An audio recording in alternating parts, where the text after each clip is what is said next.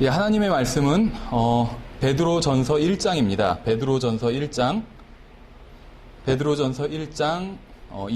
1절부터 3절까지 베드로전서 1장 1절부터 3절까지입니다. 예, 제가 읽겠습니다. 베드로전서 1장 예수 그리스도의 사도 베드로는 본도와 갈라디아와 갑바도기아와 아시아와 비두니아에 두루 흩어진 나그네들 곧 하나님 아버지의 미리 아심에 따라 성령의 거룩히 구별하심을 통해 순종함과 예수 그리스도의 피 뿌림에 이르도록 선택받은 자들에게 편지하노니 은혜와 평강이 너희에게 더욱 많이 있기를 원하노라. 은혜는 예수 그리스도의 사역의 결과입니다. 또 평강은 은혜가 역사한 결과입니다. 우리는 예수 그리스도를 통해 은혜와 평강을 넘치게 받았습니다. 계속해서 3절을 보시면 하나님 곧 우리 주 예수 그리스도의 아버지를 찬송하리로다. 그분께서 자신의 풍성하신 긍휼에 따라 죽은 자들로부터 예수 그리스도를 부활하게 하심으로 우리를 다시 낳으사 산 소망에 이르게 하셨으며 1970년대 이후에 지미 카터나 아니면 빌리 그레함 같은 사람들로 인해서 이 거듭남이란 말이 유행하게 됐습니다. 그래서 다시 태어났다는 말, 거듭남, 다시 태어났다는 말이 이제 유행하기 시작했는데, 한편으로는 굉장히 부주의하게 사용되기 시작했습니다. 그래서 지금은 거듭났다, 아니면 다시 태어났다는 이 말이 아무것도 의미하지 않게 되었어요. 야구 선수가 작년보다 좋은 성적을 내면 올해에는 거듭났다고 하기도 하고, 가수가 발매한 음반이 히트를 치면 올해에는 거듭났다고 하기도 합니다. 또 뉴스에서는 심각한 범죄가 일어나면 아나운서는 우리 사회가 거듭나야 한다고 말하기도 합니다. 이렇게 거듭났다는 말은 누구에게나 또 아무 곳에나 어떤 상황에서나 쓰이기 시작하면서 원래의 의미를 완전히 상실해버리고 말았습니다. 그래서 오늘날에는 진정한 회개도 하지 않은 채 알코올 중독자가 거듭났다고 하기도 하고, 또 거듭난 마약 중독자도 있다고 하고, 또 거듭난 영화배우, 아니면 어떤 이 세상의 어떤 세속적인 영화, 음란한 영화도 거듭났다. 더 예를 들면 많은 관객수를 동원하게 되면 거듭났다, 이런 식으로 표현하게 된다는 거죠. 그래서 사람들은 이렇게 거듭났다는 말을 아무데나 갖다 붙이지만 그 의미는 성경에서 말씀하시는 것과는 완전히 다른 겁니다. 그래서 그저 작년보다 더 많은 돈을 벌게 되었다든지 아니면 요즘 더 기분이 좋아졌다든지 하는 의미로 거듭났다는 말을 이제 사용하게 된 것입니다. 저는 오늘 성경에서 말씀하시는 거듭남, 즉 다시 태어남의 의미가 무엇인지 살펴보려고 합니다. 그러니까 내용이 이제 쉬운 것에서부터 시작해서 약간 어려운 것으로 이제 나아갈 겁니다. 하나님께서는 다시 태어남에 대해서 무엇이라고 말씀하셨을까요? 그래서 거듭났다 혹은 다시 태어났다는 말은 이제 성경적으로 이제 세 가지 의미가 있습니다. 3절을 보시면 하나님 곧 우리 주 예수 그리스도의 아버지를 찬송하리로다. 그분께서 자신의 풍성하신 긍휼에 따라 죽은 자들로부터 예수 그리스도를 부활하게 하심으로 우리를 다시 낳으사 산 소망에 이르게 하셨으며, 우리를 다시 낳으셨다고 말씀하고 있어요. 3절에서는 우리, 즉 믿는 사람들을 하나님께서 다시 낳으셨다, 이렇게 말씀하고 있습니다. 하나님 측면에서는 다시 낳으신 것이고, 우리 측면에서 보면 다시 태어난 것입니다.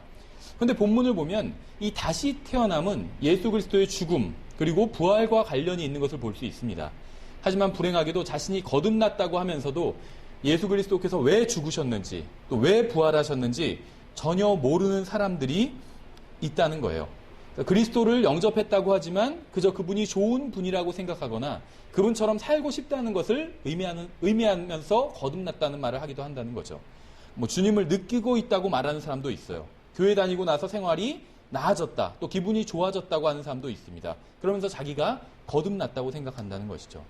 오늘 본문에서 보는 것처럼 성경은 우리가 다시 태어나기 전에 하나님께서 우리에게 긍휼을 베푸셔야만 했다고 기록하고 있습니다. 왜 우리에게 하나님의 긍휼이 필요했을까요? 우리가 죄 문제를 가지고 있기 때문이에요. 우리는 다시 태어나기 전에는 하나님의 심판과 형벌과 정죄와 진노를 받아야만 되는 존재였습니다. 하지만 하나님께서는 긍휼을 베풀어 주셨어요. 하나님은 의로우신 분입니다. 긍휼을 베풀 수 있는 조건이 충족되지 않으면 긍휼을 베풀 수가 없습니다. 그러니까 죄를 지은 사람들을 아무런 이유 없이 용서해 준다면 그것은 공의를 배반하는 것이기 때문에, 우리가 일반적으로도 죄를 지은 사람이 있는데 판사가 그냥 무죄를 선고한다면 그 사람이 환경이 어떻다든지 아니면 불쌍하기 때문에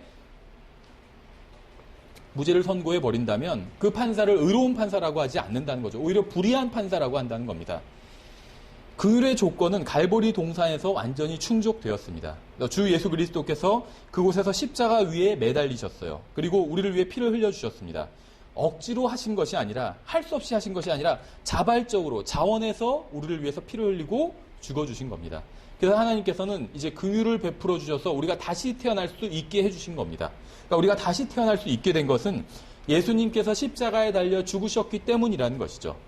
우리는 죄인이었기 때문에 하나님의 긍휼이 필요했습니다. 성경은 모든 사람이 죄를 지어 하나님의 영광에 이르지 못했다고 말씀하고 있어요.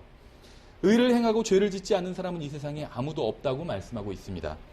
만일 우리가 자신에게 죄가 없다고 말한다면 우리는 자신을 속이는 것이고 우리 속에는 진리가 있지 않다고 성경은 말씀하고 있습니다. 하나님께서 아무나 하늘나라에 들어가게 하실 거라고 생각하는 것은 전혀 성경적 진리가 아닙니다. 만일 아무나 하늘나라에 들어갈 수 있었다면 하나님께서는 절대로 자신의 아들을 이 세상에 보내셔서 십자가 위에 죽게 하지 않으셨을 겁니다. 한번 생각해 보세요. 예수 그리스도께서 지금 하늘나라에 하나님 아버지의 오른편에 앉아 계세요. 예수님의 손과 발에는 구멍이 나 있습니다. 우리가 몸이 변화돼서 하늘나라에 올라가면 우리는 온전한 몸으로 변화받게 됩니다. 어쩌면 하늘나라에서 유일하게 온전하지 않은 몸을 가지고 계신 분은 예수 그리스도밖에 없을 수 있습니다. 예수님은 하나님 오른편에 앉아 계신데 손과 발에는 구멍이 나 있어요. 또 옆구리에는 창으로 찔린 자국이 있고 머리에는 가시관 자국이 있습니다. 그런데 하나님께서 갑자기 예수 그리스도를 보시면서 이렇게 말씀하신다면 어떨까요? 당신이 십자가 위에서 하신 일은 정말 그 일로 인해서 제가 고맙다고 생각을 합니다. 하지만 괜한 일을 하신 것 같네요. 왜냐하면 저는 아무나 하늘나라에 들어오게 할 것이기 때문에 당신이 한 일은 고귀한 일이기는 하지만 사실 꼭 필요한 일은 아니었던 것 같습니다. 이렇게 하실 리가 있냐는 것이죠.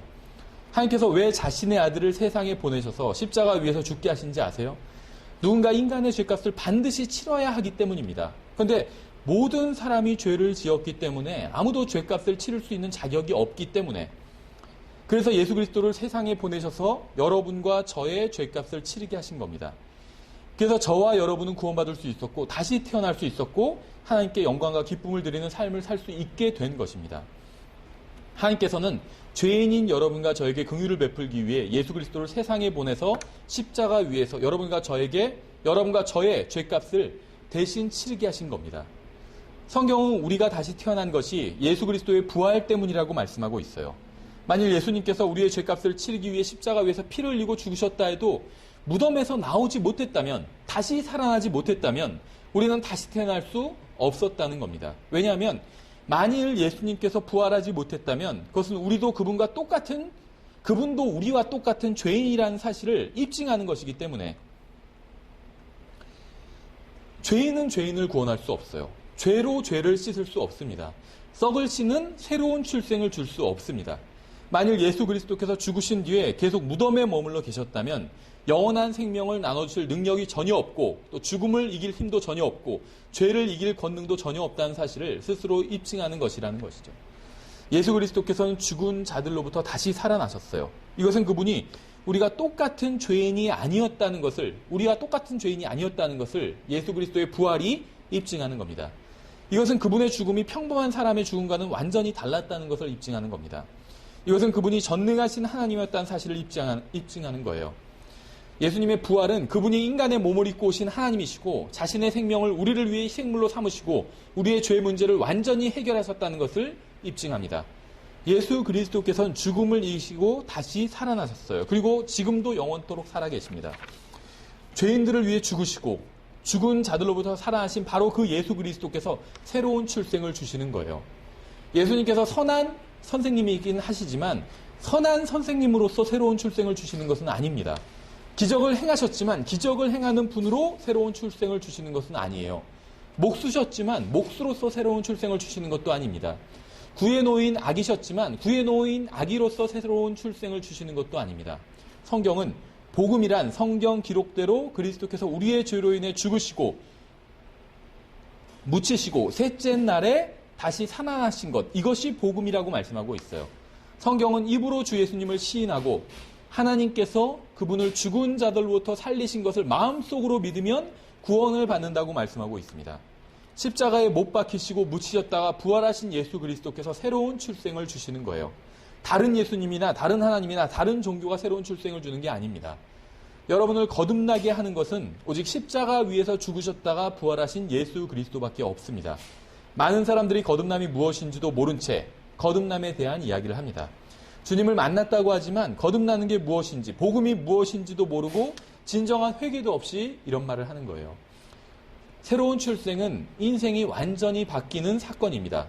다시 3절 앞부분을 보면 하나님 곧 우리 주 예수 그리스도의 아버지를 찬송하리로다. 여기서 찬송하리로다는 blessed입니다. Blessed be the God and Father of our Lord Jesus Christ. 다시 태어난 사람은 하나님 아버지를 찬송합니다. 찬송할 분명한 이유를 가지고 있기 때문에 거듭난 사람은 입술과 인생을 통해 하나님을 찬양할 뿐만 아니라 그 사람 자체가 하나님께 축복이 돼요. 블레싱, 축복. 하나님께서는 거듭난 사람을 통해 복을 받으십니다. 왜냐하면 하나님께서는 아들을 얻으셨기 때문에. 우리도 아들을 얻으면 복을 받은 거잖아요. 자녀를 얻으면, 딸을 얻으면, 자녀를 얻으면 복을 받은 거잖아요.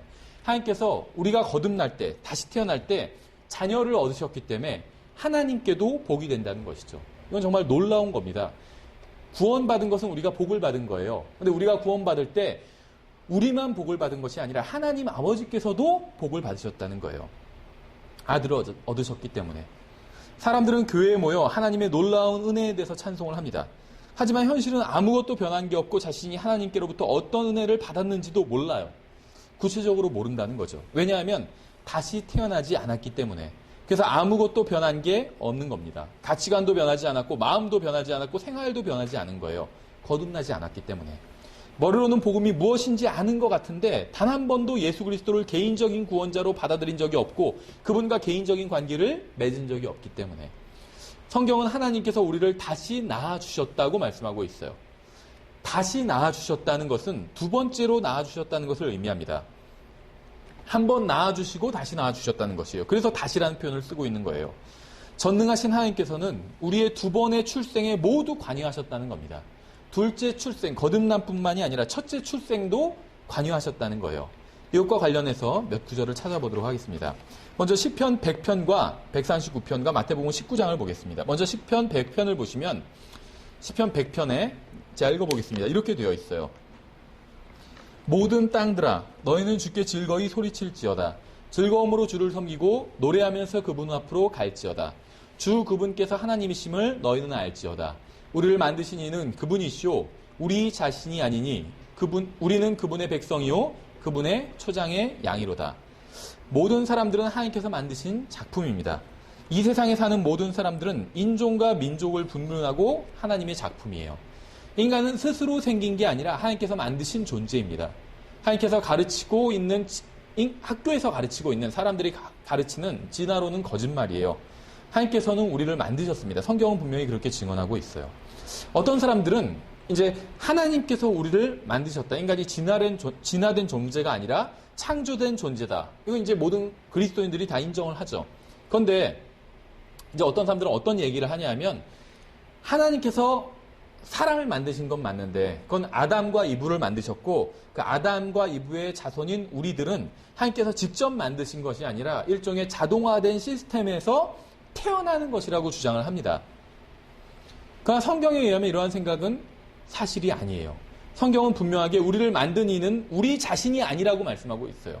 그러니까 남자와 여자가 만나서 생명을 만드는 게 아니라는 거예요. 생명은 언제나 하나님께서 만드시는 거라는 겁니다. 남자와 여자가 아무리 아기를 갖고 싶어 해도 하나님께서 생명을 주시지 않으면 만들 수 없다는 겁니다. 결코 인간 안에는 생명을 만들 수 있는 진정한 능력이 없다는 거예요. 왜냐하면 하나님이 아닌 누구도 생명을 만들 수 없기 때문에. 그래서 인간은 인간이 만드는 것이 아니라 하나님께서 만드신 거예요. 여러분의 생명은 하나님께로부터 왔습니다. 그래서 여러분은 하나님께 회개 보고를 해야 하는 거예요. 그래서 여러분은 하나님께 책임이 있는 겁니다. 왜냐하면 모든 인간은 하나님의 소유물이고 하나님께서 친히 만드신 존재이기 때문에. 시편 139편도 보겠습니다. 시편 139편 11절부터 내가 말하기를 어둠이 반드시 나를 덮으리라 할지라도 밤조차 나를 두루는 빛이 되리이다. 참으로 어둠이 주를 떠나 숨지 못하며 밤이 나처럼 빛을 내나니 주께는 어둠과 빛이 다 같으니이다. 주께서 내 콩팥을 소유하셨으며 내 어머니 태에서 나를 덮으셨나이다. 하나님께서는 여러분을 만드시고 인격을 주셨습니다. 사람마다 인격이 다른 것은 하나님께서 모든 사람에게 각자의 인격을 주셨기 때문이에요. 그래서 같은 부모에게서 태어난 아이들도 서로 다른 성격을 가지고 있는 겁니다. 쌍둥이도 성격이 달라요. 똑같은 사람은 아무도 없습니다. 왜냐하면 하나님은 지루한 분이 아니기 때문에. 하나님은 인간은 자동화된 시스템에 의해서 어떤 자연의 법칙을 따라 태어나는 게 아니라 하나님께서 직접 한 사람 한 사람씩 만드신 겁니다. 그래서 서로 같은 사람이 아무도 없는 거예요. 생긴 것도 다르고 생각도 다르고 반응도 다릅니다. 왜냐하면 인간은 똑같은 로봇으로 만들어지지 않았기 때문에. 인간은 인격을 갖춘 하나의 고유한 하나님의 창조물이라는 것이죠. 모든 사람은 서로 다릅니다. 하나님은 무한하신 분이기 때문에 아이디어가 고갈되지 않으세요. 똑같이 만드실 필요가 없다는 것이죠. 그래서 수백억의 사람들을 서로 다르게 만드셨습니다. 어떤 사람을 보면 질서의 하나님을 알 수 있고 또 어떤 사람을 보면 하나님의 유머를 알 수 있어요. 13절의 표현을 잘 보세요. 주께서 내 콩팥을 소유하셨으며 내 어머니 태에서 나를 덮으셨나이다. 성경은 내 어머니 태에서 나를 덮으셨나이다 이렇게 말씀하고 있어요. 이게 무엇을 의미하는 걸까요? 어머니의 태에 있는 아기도 하나의 인격을 갖춘 인간이라는 거예요. 어떤 사람은 하나님께서 인간을 만드신 건 맞지만 인간이 출생할 때부터 하나의 인격체가 된다 이렇게 주장하는 사람이 있습니다. 근데 성경에 의하면 그것은 사실이 아니에요. 어머니의 태로부터 나오기 전에 출생하기 전에도 하나의 인격을 갖춘 인간이라는 거예요. 그래서 내 어머니의 태에서 나를 덮으셨대요. 나의 몸을 덮으셨다 이렇게 말씀하고 있지 않고 나를 덮으셨다고 말씀하고 있어요. 왜냐하면 그 안에 나라는 인격체를 가진 인간이 있기 때문에. 어떤 사람은 낙태는 살인이 아니라고 생각합니다. 태아는 아직 인간이 아니기 때문에. 그러나 성경은 하나님께서 태에서 나라는 인격을 갖춘 존재로 덮으셨다고 말씀하고 있어요. 만일 낙태를 하는 사람이 있다면 왜 태에 있는 나라는 인격을 형성한 존재를 살해했는지 하나님께 설명해야 하는 것입니다. 아마 자신의 인생이 복잡해지는 것을 원하지 않았기 때문에 태아를 살해하는 낙태를 하는 사람도 있을 거예요. 어떤 이유에서건 인격을 갖춘 나를 살해한 사람은 그 나를 하는 존재를 태에서 만드신 하나님께 설명해야 한다는 것이죠. 침례자 요한의 경우를 한번 생각해 보세요. 마리아가 엘리사벳을 방문했을 때 엘리사벳의 태 속에 있던 아이는 기뻐했습니다. 그렇죠? 아직 6개월밖에 안 된 태아이지만 인격을 갖춘 한 사람의 인격체이기 때문에 기뻐할 수 있었다는 거예요. 비록 아직 어머니의 태 안에 있지만 침례자 요한이기 때문에 인격을 갖춘 사람이기 때문에.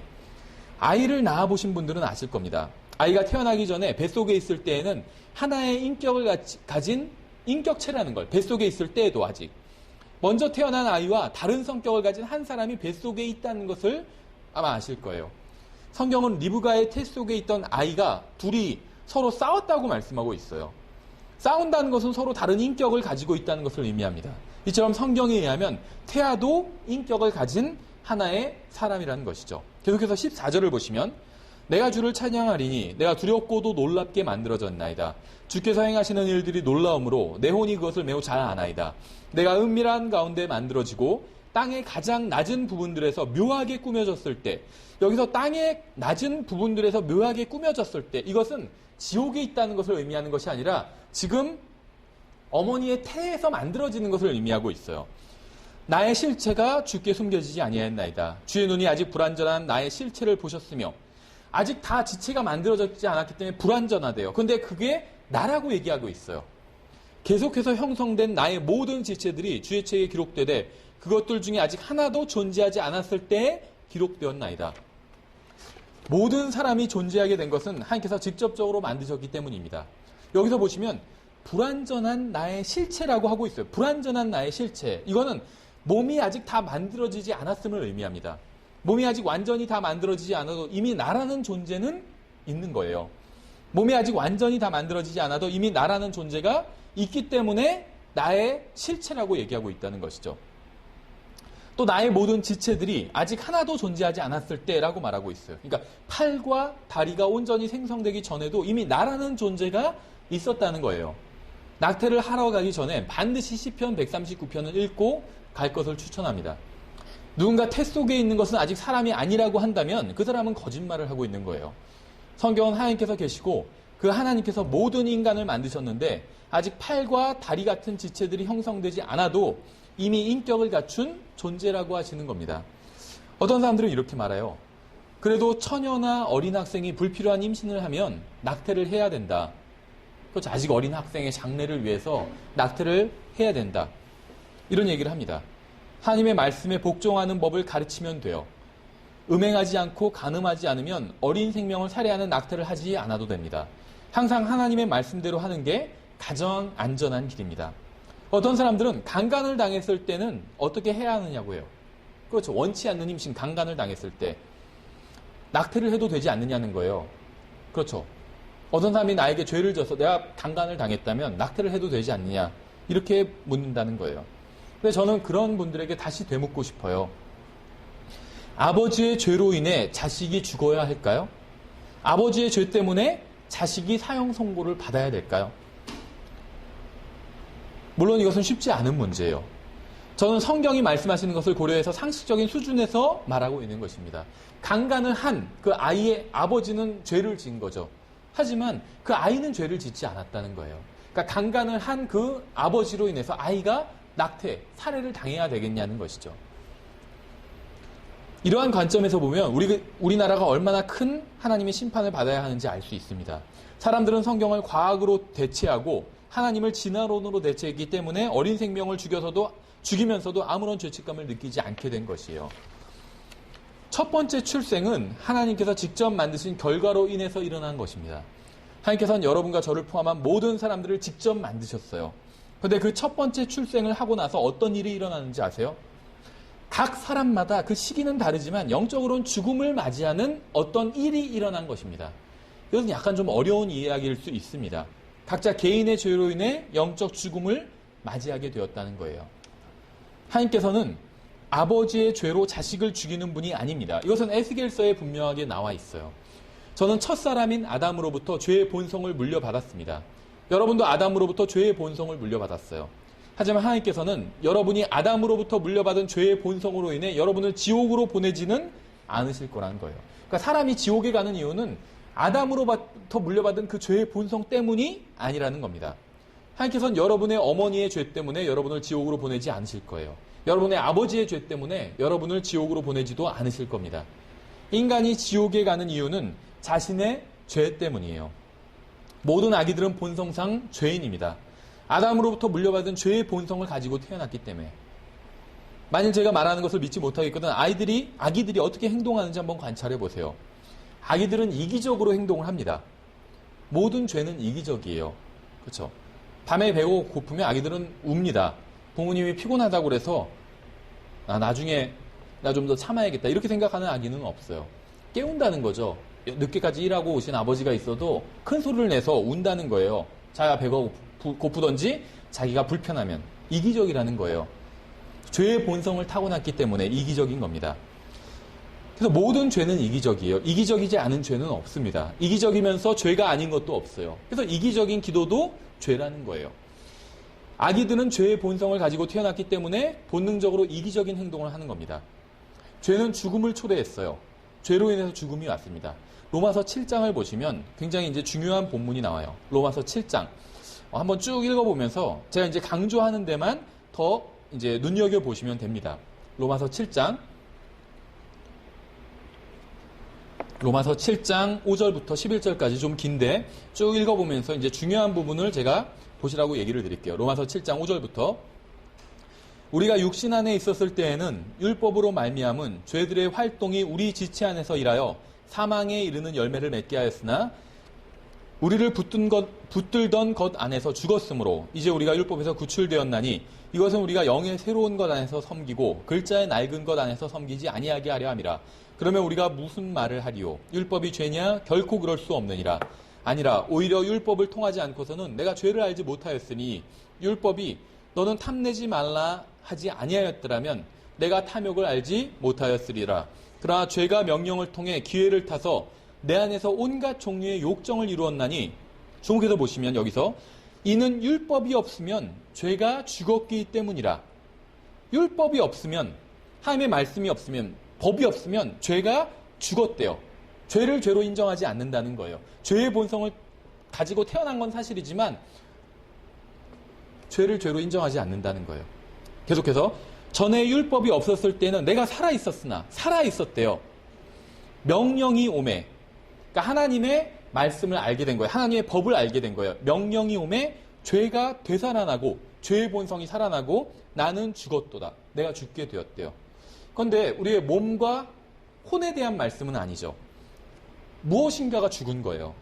생명에 이르게 하려고 정하신 명령이 사망에 이르게 하는 것인 줄 내가 알았나니, 다시 보시면 죄가 명령을 통해 기회를 타서 나를 속이고 그것으로 나를 죽였느니라. 그러니까 죄가 나를 죽이게 되었다는 거예요. 근데 그렇게 된 거는 명령이 들어왔을 때 죄가 나를 죽이게 되었다는 거예요. 내가 죽게 되었다는 거예요. 그러니까 제가 지금 하는 이야기는 어떤 이제 과거에 하던 이야기, 그러니까 뭐 사람이 아담의 타락으로 말미암아 영이 죽은 채로 태어난다 이렇게 가르치는 이제 분들이 있는데 저도 그렇게 가르쳤었어요. 근데 그것 자체 그렇게 믿으면 다 지금 잘못된 거다. 지금 이런 얘기를 하는 것은 아닙니다. 근데 다만 로마서 7장이 말씀하시는 것을 한번 그대로 살펴보자는 거예요. 잘 들어보세요. 저는 죄의 본성을 가지고 태어났습니다. 저는 죄의 본성을 가지고 태어났기 때문에 잘못된 방향으로 가게 되었어요. 하지만 이것은 저의 죄가 아닙니다. 그렇죠. 아담의 죄예요. 이것은 첫 번째 첫 아버지의 죄입니다. 그래서 아담으로부터 물려받은 아담의 죄예요. 그렇죠. 내가 가지고 있는 죄의 본성, 이것은. 만일 제가 생후 6개월에 죽었다면 저의 육체는 죽은 것이지만 영적으로는 죽지 않았어요. 왜냐하면 저는 의도적으로 하나님의 법을 어기지 않았기 때문에. 제가 생후 6개월짜리 아기라면 저의 혈관에는 아담의 피가 흐르고 있습니다. 하지만 저는 아직 스스로 죄를 지은 적은 없어요. 왜냐하면 모든 죄는 고의가 있어야지 죄가 될 수 있기 때문에. 이 세상에서 그렇고 성경적으로도 그렇습니다. 고의가 있어야지 기본적으로 이제 죄가 된다는 거예요. 그런데 저는 고의적으로 죄를 짓지 않았기 때문에 그렇죠. 그래서 저는 아직 영적으로 죽지는 않은 거예요. 저의 아버지의 죄로 인해서 제가 사형을 당하지 않아야 하기 때문에. 에스겔서 말씀처럼.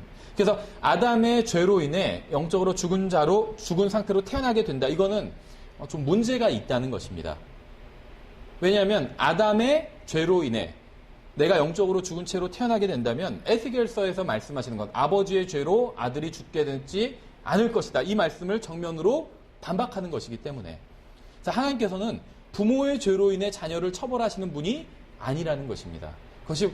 그러니까 하나님께서는 아버지의 죄, 아담의 죄로 인해서 자녀들, 우리들이 죽게 하지 않으신다는 거예요. 그것이 몸이 되었건, 혼이 되었건, 영적이 되었건 마찬가지라는 것이죠. 그런데 어느 날 제가 죄가 무엇인지 깨닫게 되었어요. 그러니까 성경에 우리가 지난번에 살펴본 것처럼 전도서 말씀처럼 하나님께서는 우리를 곧바르게 만드셨습니다. 우리를 만드신 게 어떤 자동화된 시스템에 의해서 우리가 태어난 게 아니라 하나님께서 우리 한 사람 한 사람을 만드셨기 때문에 우리의 출생은 문제가 없다는 거예요. 성경은 하나님께서 우리를 다시 낳으셨다고 말씀하고 있어요. 다시 낳으셨다는 건 첫 번째 낳으신 적이 있다는 겁니다. 그러니까 우리의 첫째 출생도 하나님께서 낳아주셨다는 거예요.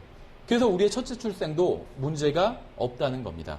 그런데 제가 살아가면서 어떤 문제가 생기게 된다는 거예요.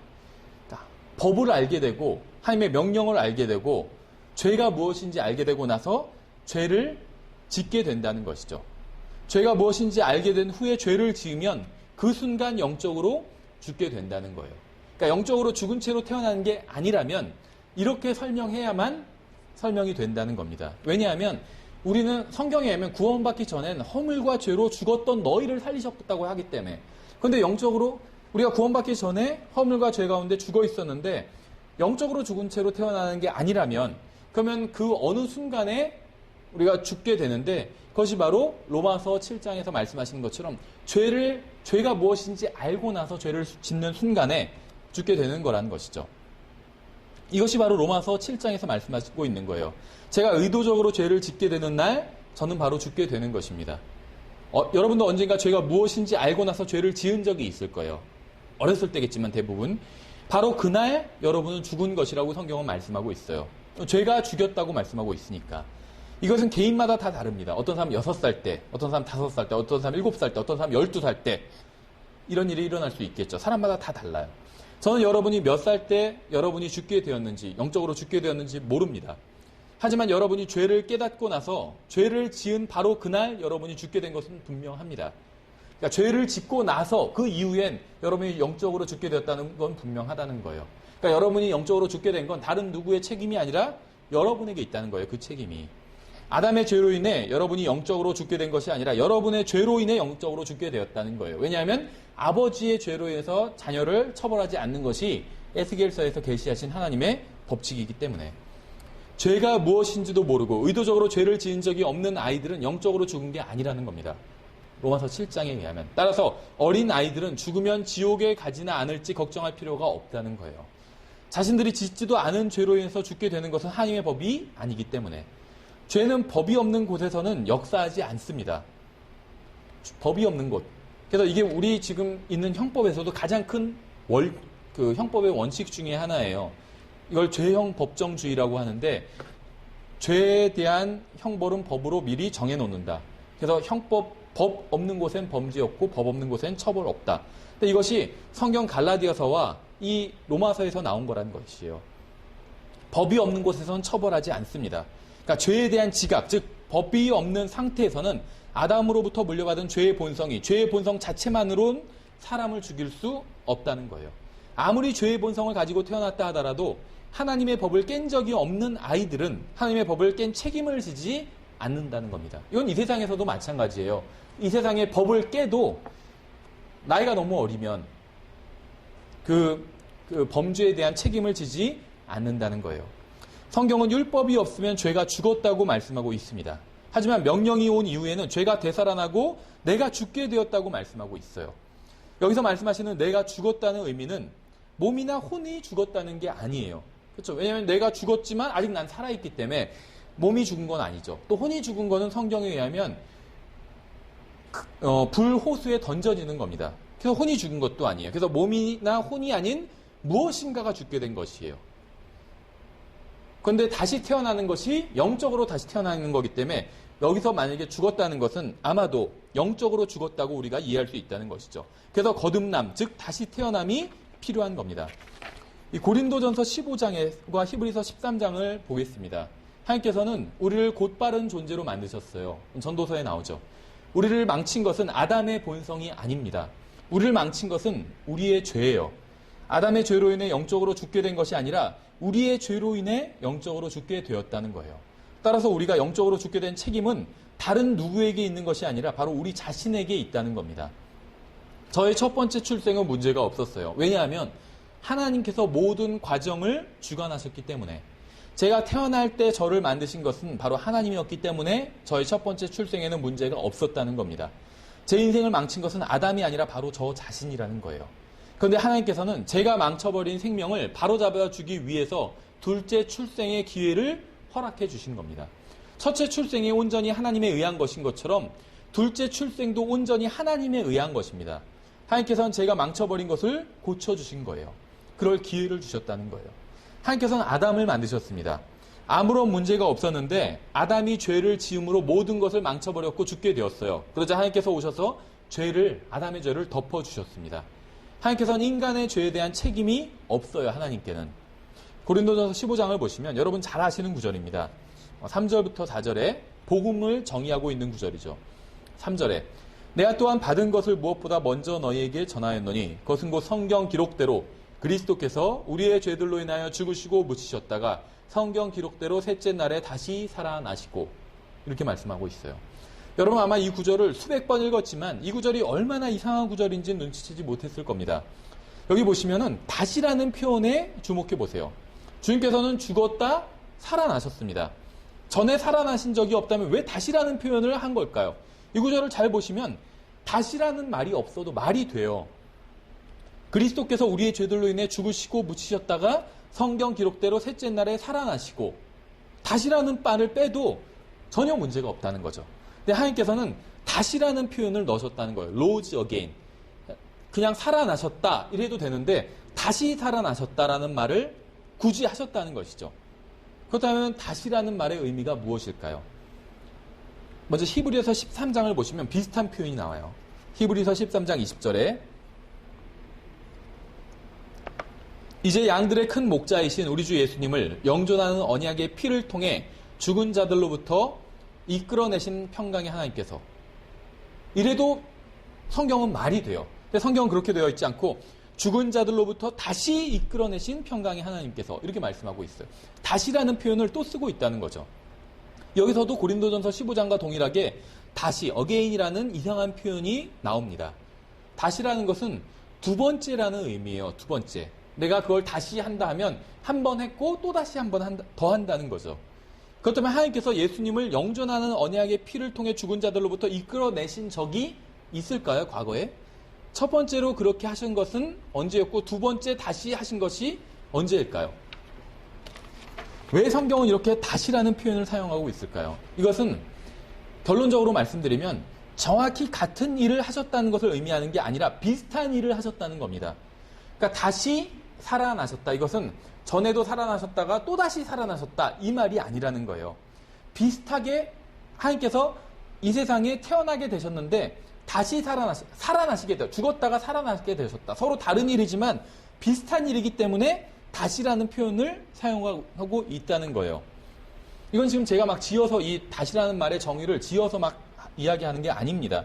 뒤에서 이 다시라는 말의 의미가 지금 제가 말하고 있다는 것을 정확히 정의해주고 있는 구절이 있어요. 우리가 조금 이따가 살펴보겠습니다. 마리아는 평범한 여자였어요.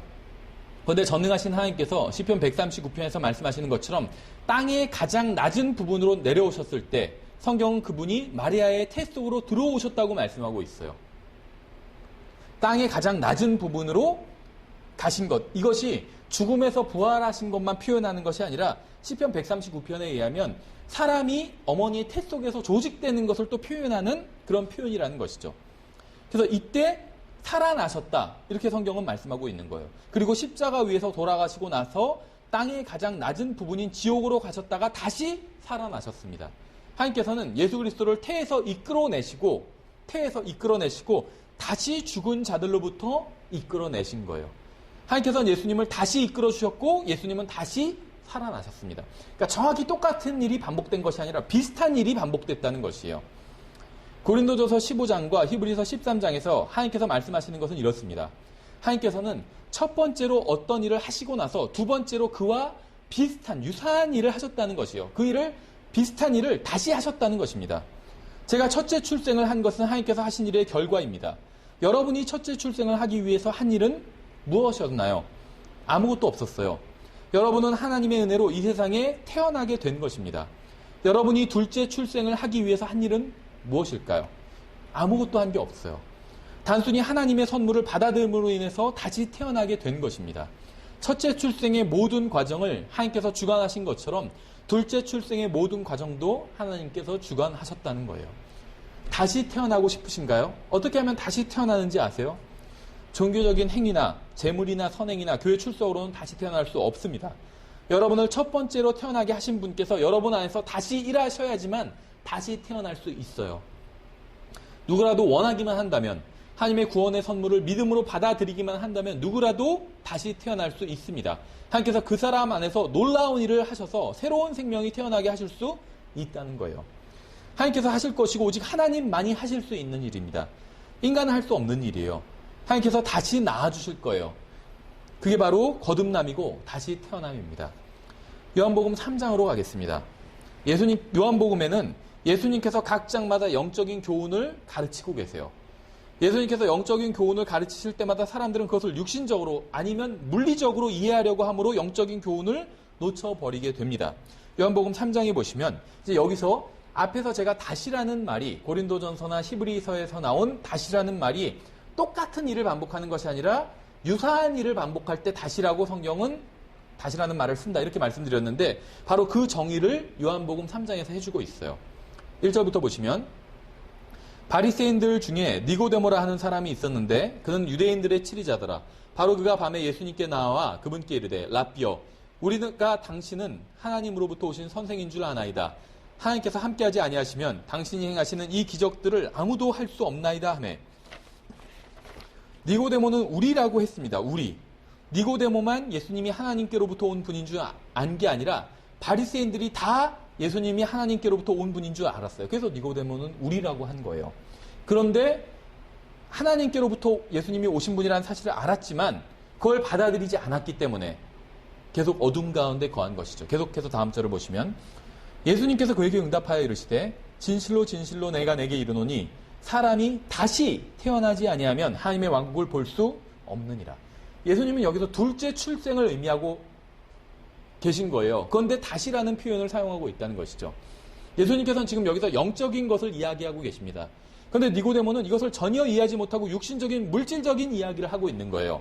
4절에 니고데모가 그분께 이르되 사람이 늙으면 어떻게 태어날 수 있나이까? 그가 자기 어머니 태 두 번째 들어갔다가 태어날 수 있나이까 하매 예수님께서 사람이 다시 태어나야지만 한다 이렇게 말씀하시니까 니고데모는 그걸 다시라는 걸 똑같이라고 이해했어요. 그래서 어머니 태에서 태어난 것처럼 다시 태어나야 된다고 하니까 또다시 어머니 태에서 다시 태어나야 되냐 이렇게 묻고 있는 것이죠. 근데 예수님께서는 그게 아니라는 거예요. 성경이 말씀하시는 하나님께서 말씀하시는 다시는 똑같은 일이 아니라 유사한 일이 반복되는 걸 다시라고 의미하신다는 것이죠. 예수님과 니고데모의 대화를 잘 보세요. 예수님께서는 다시 태어나야 한다고 말씀하셨어요. 다시라고 말씀하신 것을 한번 보세요. 근데 니고데모는 예수님께서 다시라고 하신 것을 정확히 같은 일을 반복하는 것으로 이해했습니다. 그러나 하나님께서 다시라고 하시는 것은 정확히 같은 일의 반복이 아니라 유사한 일이 다시 일어나는 것을 의미하는 거예요. 예수님께서는 첫째 출생과 정확히 같은 일이 다시 일어난다고 하신 것이 아니라 첫째 출생과 유사한 일이 다시 일어난다고 하신 겁니다. 성경에서 말씀하시는 다시의 의미를 이해하시겠어요? 저희 어머니는 155cm고 저는 175cm인데 어떻게 제가 다시 어머니의 태 속으로 들어갔다가 나올 수 있을까요? 저희 어머니는 60kg이고 저는 79.999kg인데 어떻게 제가 다시 어머니의 태 속으로 들어갔다가 나올 수 있을까요? 우리는 다시 태어나야 하지만 이런 식으로는 다시 태어날 수 없습니다. 한 번 망쳐버린 인생을 되돌릴 수 없어요. 과거로 돌아가서 다시 시작할 수도 없습니다. 과거로 돌아가서 다시 인생을 제대로 살아보고 싶어도 그렇게 할 수 없다는 거예요. 과거를 모두 없애버리고 싶어도 그렇게 할 수 없다는 겁니다. 6살 때 잘못한 일을 되돌아가서 바로 잡을 수 없다는 겁니다. 중요한 문제는 과거로 돌아갈 수 있느냐 하는 게 아니에요. 여러분에게 필요한 일은 첫째 출생을 주셨던 하나님께서 다시 여러분의 인생에 들어오셔서 둘째 출생을 주시는 겁니다.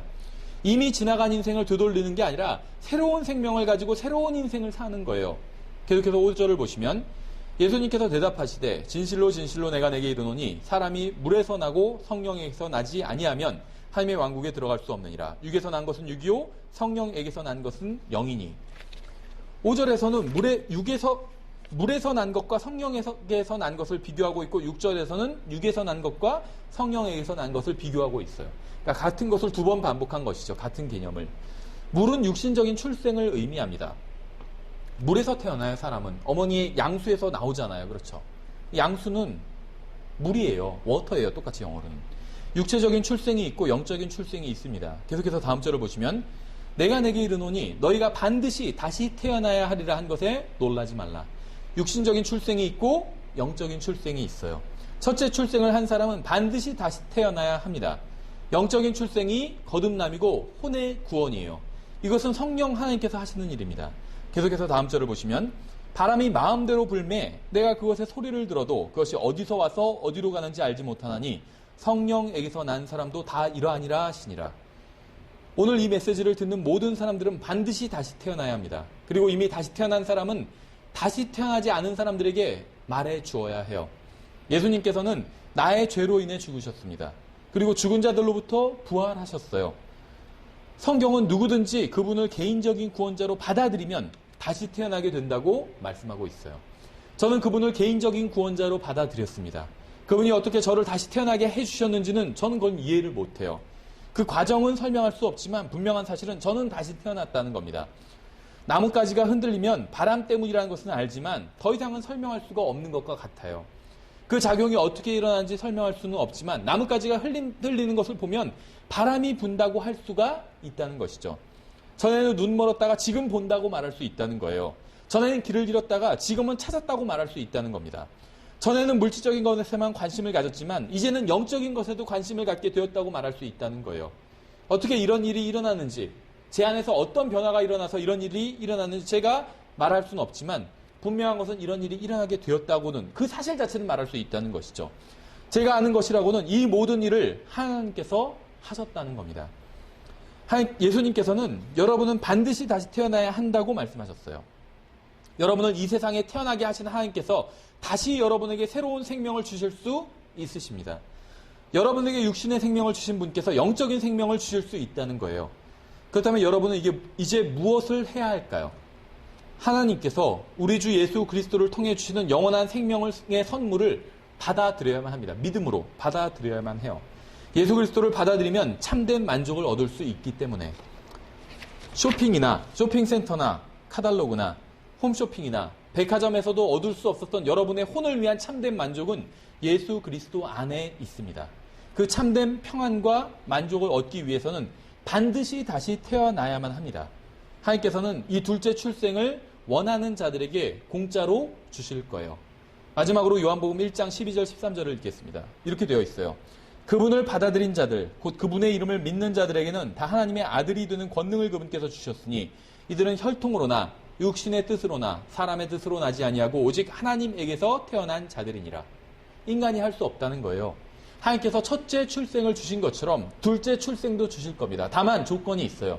누구든지 예수 그리스도를 개인의 구원자로 받아들이는 믿는 사람들에게 둘째 출생, 다시 태어남을 주실 거라는 것이죠. 여기서 오늘 우리가 다시 태어남에 대해서 성경은 무엇이라고 말씀하고 있는지 그 의미에 대해서 살펴봤습니다.